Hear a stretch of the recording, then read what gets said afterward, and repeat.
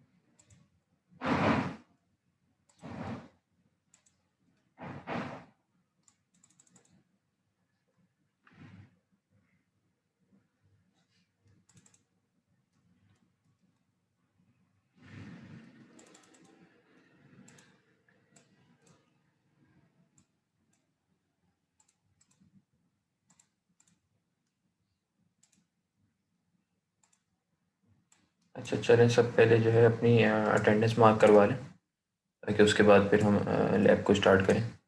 ठीक है। अच्छा जी, मोहम्मद आदिल ख़ान,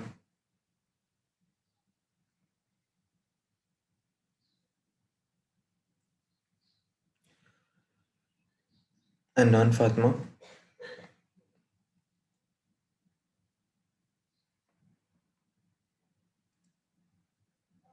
वजीहा वहीद, Present, sir.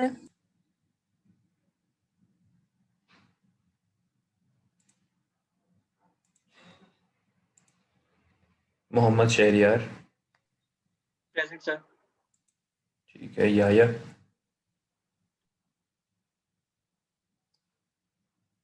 याया, मोहम्मद उज़ैर,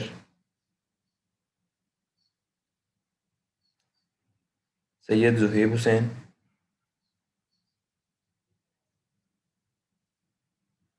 मोहम्मद ताबिश, Present.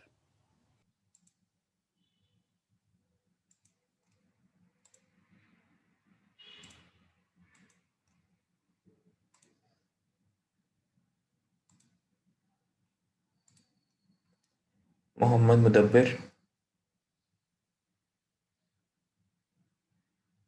जी, Mohammad Mudabbir, Mohammad Umair Khalid,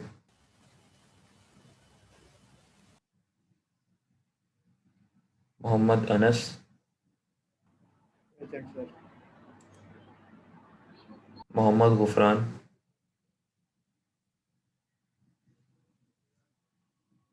Mohammad Gufran, Ali Salauddin,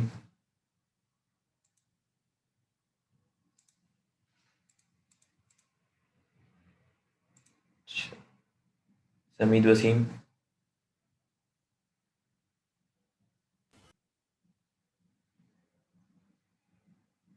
Mohammad Haider Zulfiqar, Present, sir. Mohammad Daniyal, Hafsa Mushtaq, Present. Mahnoor Asim, Present. Shazar Khan, present sir. Syeda Unzila Zahra, Present, sir. Naveed Abbas,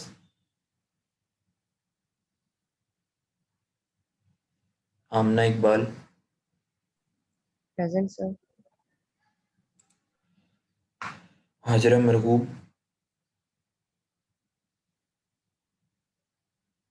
Mohammad Mushtaba. जी, मोहम्मद मुश्तबा। एक minute.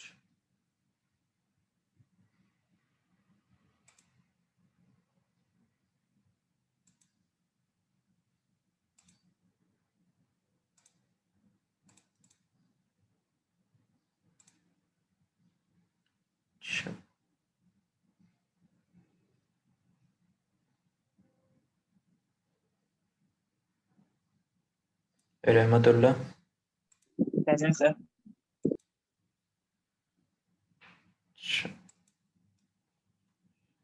Mohammad Shamoon, Mohammad Shamoon, Ammar Faheem, Present, sir. Anas Abdul Jabbar,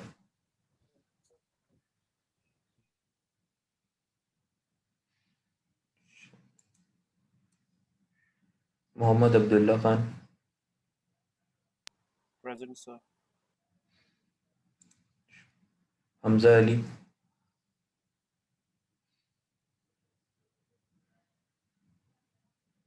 Mohammad Ali, Present, sir. Syed वजदान Ahmad,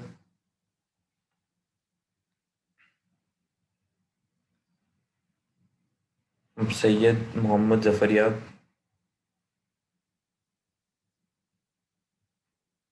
Ali Mohammad, Present.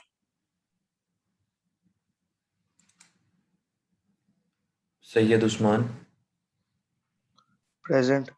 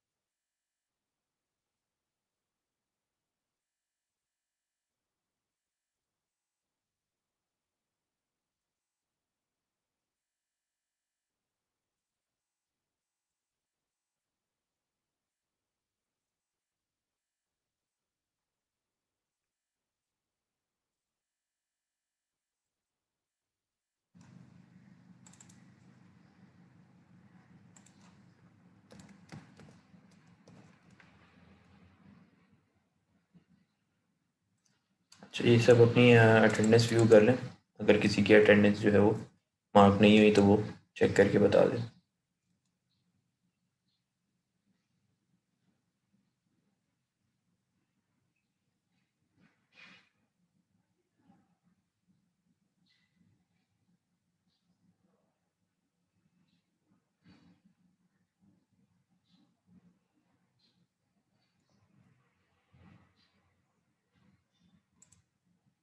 ठीक है।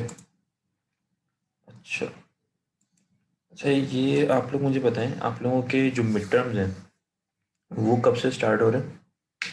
क्या किस डेट को है आप लोगों का पहला एग्ज़ाम? मंडे से सर। मंडे से है, ठीक है। और लास्ट एग्ज़ाम किस डेट को है? थर्सडे। थर्सडे को है। यानी आप लोगों की नेक्स्ट अपकमिंग लैब है वो नहीं होगी, उसमें आप लोगों की मिड टर्म हो रहा होगा। ठीक है, तो आप लोगों को एक नेक्स्ट वीक की जो लैब है वो स्किप होगी। ठीक है, इसके अलावा अच्छा आप लोगों को एक असाइनमेंट गिवन था। असाइनमेंट जो है वो मोस्ट ऑफ द स्टूडेंट्स ने सबमिट कर दिया है। बाकी फिर भी मैंने 1 डे की एक्सटेंशन दे दी है कि अगर किसी ने अपने जो भी असाइनमेंट अपलोड जिसने कर भी दिया है वो भी उसमें कोई इम्प्रूवमेंट करना चाह रहा है या किसी की कोई चीज़ उसमें रह गई थी वो करना चाह रहा है या किसी ने अपलोड नहीं किया था, तो 1 डे की एक्सटेंशन मैंने दे दी है। ठीक है, तो आप लोग आज रात 12 बजे तक 11:59 तक उसको अपलोड कर सकते हैं। ठीक है, तो उसके अंदर काफ़ी स्टूडेंट्स को ये इश्यूज़ आ रहे थे कि कोई कह रहा था कि मैं डिफरेंट ई-कॉमर्स की कोई डिफरेंट वेबसाइट का होम पेज बना लूँ या कोई डिफरेंट। तो मैंने आप लोगों को उसमें वैसे तो daraz.pk की ही एग्ज़ाम्पल गिवन थी और सिंपली अगर आप उसका भी लेआउट क्रिएट कर लेते तो कोई आप लोगों को इशू नहीं होता। लेकिन फिर भी चॉइस ये थी कि चलें आप कोई बहुत पॉपुलर जो वेबसाइट्स हैं दराज के अलावा भी, जैसे कि ओएलएक्स हो गई, अमेज़न हो गई, तो इनका भी अगर आपको वो ज़्यादा बेहतर लग रहा है तो आप उसका भी होम पेज बना सकते हैं। अच्छा, इसमें आपको एक चीज़ ये गिवन थी, आप लोग अभी आप लोगों ने जो वेब पेज बनाना था, इसका खाली आपने एचटीएमएल और सीएसएस को यूज़ करते हुए वो वेब पेज को क्रिएट करना था। ठीक है, उसमें कोई फंक्शनैलिटी मुझे नहीं चाहिए, मुझे उसमें और कोई चीज़ नहीं, सिर्फ़ और सिर्फ़ आपने लेआउट उसका क्रिएट करना था। उसमें उसका समझ लें एक सिर्फ़ होम पेज क्रिएट करना था, कोई मल्टीपल पेजेज़ नहीं है। सिर्फ़ एक पहला जो फर्स्ट पेज होता है, लैंडिंग पेज, जब आप daraz.pk टाइप करते हैं, तो फर्स्ट पेज जो है वो उसका हेडर, फुटर, उसका कंटेंट एरिया, नेविगेशन वगैरह, मल्टीपल सेक्शंस, सिर्फ़ वो चाहिए था। ठीक है? उसकी उससे एक्स्ट्रा एफ़र्ट करेंगे तब भी मार्क्स आपके वही होंगे, ठीक है? लेकिन जिसको होम पेज ही सिर्फ़ बनाने को कहा हुआ है, उसने सिर्फ़ वही चीज़ बनाई है, तब भी उसके वही मार्क्स होंगे, ठीक है? तो उसके अंदर कोई इतनी एक्स्ट्रा चीज़ें करने की ज़रूरत नहीं थी, ठीक है? अच्छा, अच्छा, अब उसके बाद ये है कि अब आप लोगों को जो टास्क गिवन था, इसीलिए गिवन था ताकि आप लोगों का जब आप किसी एक तरीके से प्रोजेक्ट पे काम कर रहे होंगे या किसी एक चीज़ को माइंड में रखते हुए उसको रेप्लिकेट कर रहे हैं, ठीक है? तो आप लोगों की लर्निंग बहुत ज़्यादा हुई होगी उसके अंदर। लर्निंग कर्व आप लोगों को अच्छा खासा मिला होगा। आप लोगों को मल्टीपल नए-नए टैग्स, नई-नई प्रॉपर्टी सीएस की सीखने को मिली होंगी। उसके बाद जब आप अभी आगे की जितनी भी लैब्स हमारे पास हैं, जब ये करेंगे तो आपका इंटरेस्ट भी बढ़ जाएगा और आप लोगों को वो सारी चीज़ें आसान लगने लगेंगी। ठीक है? तो यही बात है कि आप जब कोई थोड़ा-सा आपको टफ़ चीज़ मिलती है तो उसमें आपकी लर्निंग भी थोड़ी एक्स्ट्रा हो जाती है। ठीक है? अच्छा, आज की जो हमारी लैब है, ये है इमेजेस इन एचटीएमएल। इमेजेस आप लोगों को मैं ये इसकी इमेजेस की जो प्रॉपर लैब है, इसके अंदर हम इन डिटेल इमेजेस को किस तरीके से मैनिपुलेट करते हैं, ये तो आज की लैब के अंदर हम पढ़ेंगे। लेकिन मैं उससे पहले ही आप लोगों को इमेजेस समझा भी चुका हूँ कि इमेज हम किस तरीके से ऐड करते हैं अपने वेब पेज के ऊपर, बैकग्राउंड में किस तरीके से इमेज लाते हैं। तो ये सारी चीज़ें आप लोगों को पहले से ही कर चुके हैं। लेकिन फिर भी अगर किसी स्टूडेंट को नहीं समझ आई कोई चीज़ उसके अंदर या कोई नई आइडिया है, तो वो आज की लैब को ध्यान से ले, तो उसको ये चीज़ समझ आ जाएगी। बाकी उसके अलावा ये है कि इमेज, सिंपल इमेज नहीं, हम उसकी काफ़ी सारी डिफरेंट प्रॉपर्टीज़ और डिफरेंट किस तरीके से हम मैनिपुलेट करते हैं इमेजेस को अपने वेब पेज के ऊपर, इसको आज की लैब में देखेंगे। ठीक है? तो आज ये जो लैब है इसका, अच्छा चलिए पहले मैं आप लोगों की ये लैब अपलोड कर देता हूँ क्लासरूम के ऊपर।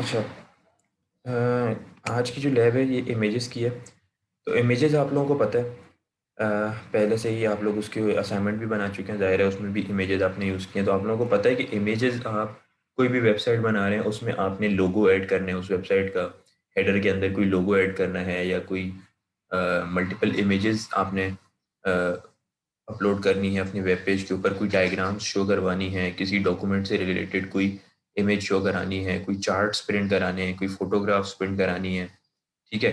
या फिर वो जैसे हमने अभी बात की कि लोगोज आपने किसी वेबसाइट का कोई लोगो लगाना है या किसी भी ब्रांड का कोई लोगो लगाना है, उसके लिए आप इमेजेस का इस्तेमाल करते हैं, ठीक है। तो इमेज को ऐड करने का तरीका HTML के अंदर क्या है कि आप इमेज के टैग का इस्तेमाल करते हैं, IMG का टैग है, ठीक है। इस IMG के टैग की हमारे पास 2-3 प्रॉपर्टीज़ हैं।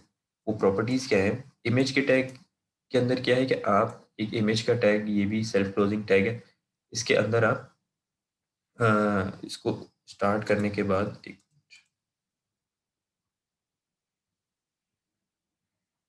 सर अगर असाइनमेंट में एक्सटर्नल CSS और इनलाइन CSS दोनों हो तो कोई मसला तो नहीं? नहीं, कोई मसला नहीं है। ऐसा यूजुअली होता है कि आप एक्सटर्नल भी यूज़ कर रहे होते हैं और कई जगहों पे आपको एक्सटर्नल काम नहीं देती, आप उसके लिए इनलाइन भी यूज़ कर रहे होते हैं, तो उसमें कोई ऐसा इशू नहीं है।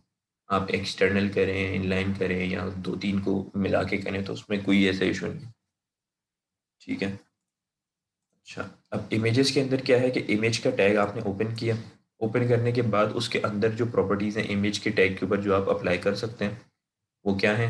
उसका सोर्स डिफाइन करते हैं कि ये इमेज आपके डेस्कटॉप के ऊपर या फिर आपके कंप्यूटर में कहाँ पे रखी हुई है, उसका सोर्स देते हैं। सोर्स में क्या आप URL मोस्टली देते हैं कि URL से क्या मुराद है कि जब आप का कोई, जैसे ये कोर्स फाइल्स बना हुआ है, तो कोर्स फाइल्स के अंदर अगर इसी के अंदर HTML की भी फाइल रखी है, इसी में भी इमेज रखी है, तो आपको URL के अंदर, सोर्स के अंदर जो आप URL देंगे, सोर्स इक्वल्स टू, और उसके बाद आप इन्वर्टेड कॉमर्स के अंदर जो आप URL देंगे, वो क्या होगा, वो आपका इमेज का नाम होगा। अगर आप कहीं से कोई किसी और फाइल से लेना चाह रहे हो, तो आप उसका पाथ डिफाइन कर देंगे और आखिर में उस इमेज का या उसका नाम आप दे देंगे। तो इस तरीके से आप सोर्स के थ्रू इमेज को अपलोड कर सकते हैं, ठीक है। फिर ऑल्टर, ALT जो है वो ऑल्टर की ऑल्टरनेटिव जो है उसकी शॉर्ट फॉर्म है। तो ALT इमेज के टैग में आप क्यों डिफाइन करते हैं, ताकि अगर आपकी किसी भी वजह से इमेज अपलोड ना हो सके, ठीक है, या कोई एरर आ गया या कोई सर्वर की डाउन होने की वजह से, या पेज देर से रीलोड हो रहा है, ठीक है। कई दफ़ा आपने देखा होगा कि पेज देर से रीलोड होता है, उसका डॉक्यूमेंट्स पहले लिखे आ जाते हैं, इमेज थोड़ी लेट अपलोड होती है, तो उस वक्त उस टाइम पे वहाँ पे एक ऑल्टरनेटिव टेक्स्ट लिखा हुआ जाता है, या कोई भी, कि जैसे ये लोगो है या किसी भी, अगर पाकिस्तान का झंडा बना हुआ है सपोज एक इमेज में, अब वो इमेज वेब पेज आपने ओपन किया, वो उसमें डॉक्यूमेंट से लिखे आगे इमेज थोड़ा लेट अपलोड हो रही है, लेट लोड हो रही है, तो वहाँ पे कोई ना कोई चीज़ लिखी हुई आ रही होती है, जैसे कि वहाँ पे पाकिस्तान फ्लैग या कुछ भी लिखा हुआ आएगा, तो वो ऑल्टरनेटिव के टेक्स्ट के अंदर आप जो चीज़ डिफाइन कर देंगे, जब आपकी अगर इमेज किसी वजह से अपलोड नहीं भी हुई, तो वहाँ पे ऑल्टरनेटिव टेक्स्ट ज़रूर लिखा हुआ आएगा, या image could not be uploaded, या इस तरीके का कोई भी ऑल्टरनेटिव टेक्स्ट लिखा हुआ आएगा, ठीक है। फिर टाइटल क्या होता है? टाइटल आपके पास क्या काम करता है? टाइटल जब आप किसी इमेज के ऊपर होवर करते हैं, यानी कि जैसे अगर मैं इसको देखूं कि इस लोगों के ऊपर मैं होवर करता हूँ, अपने होवर से मुराद है कि अपने माउस को लेके जाता हूँ, तो एक ये टाइटल लिखा हुआ आ रहा है कि प्रोग्रामिंग फंडामेंटल्स और लोकल और शेयर्ड फाइल, ये एक टाइटल लिखा हुआ आ रहा है।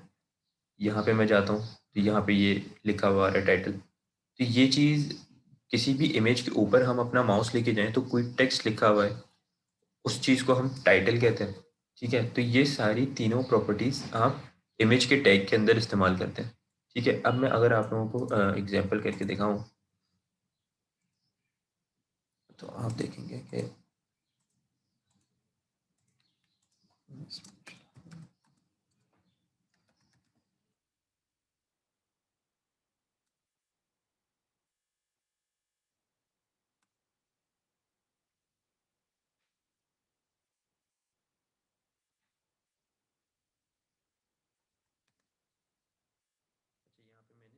सोर्स फाइल्स के अंदर एक इमेज रखी हुई है, image.jpg, ठीक है। तो मैं image.jpg सोर्स में दे दूंगा, ऑल्टरनेटिव में मैं दे दूंगा कि ये किस चीज़ की इमेज है, ये एक वॉलपेपर है, ठीक है। तो यहाँ मैं दे दूंगा कि ये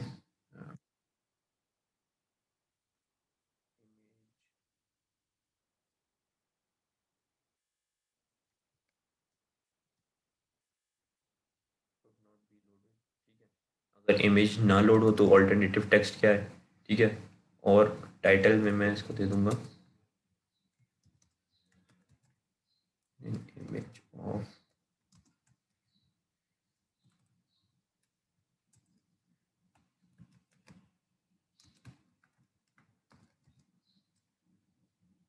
an image of work station, ठीक है।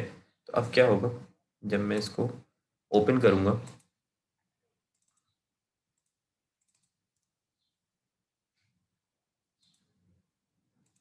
अब देखेंगे कि ये आ गई इमेज, ठीक है। अब इस इमेज पे मैं अगर होवर करूँ, यानी कि अपने ये माउस लेके जाऊँ, तो क्या लिखा हुआ आ रहा है, an image of work station, क्योंकि ये मैंने इसके टाइटल में दिया हुआ है यहाँ पे। अब मैं टाइटल में कुछ भी और चेंज कर दूँ तो वो वहाँ पे हो जाएगा।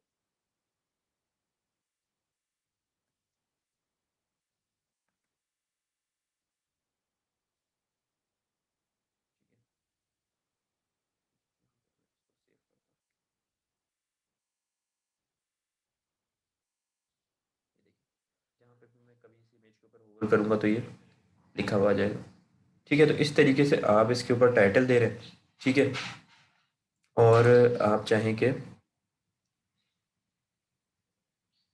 कि जैसे ये इमेज है, अगर मैं इसको इमेज को यहाँ से सपोज बाहर निकाल दूँ इस फोल्डर में से, तो ज़ाहिर है इसको इसका पाथ नहीं मिलेगा। तो जब मैं यहाँ पे जाऊँगा तो क्या होगा, यहाँ पे ये इमेज की एक ये इस तरह की इमेज बनी हुई आ गई और लिखा हुआ आ रहा है कि image could not be loaded.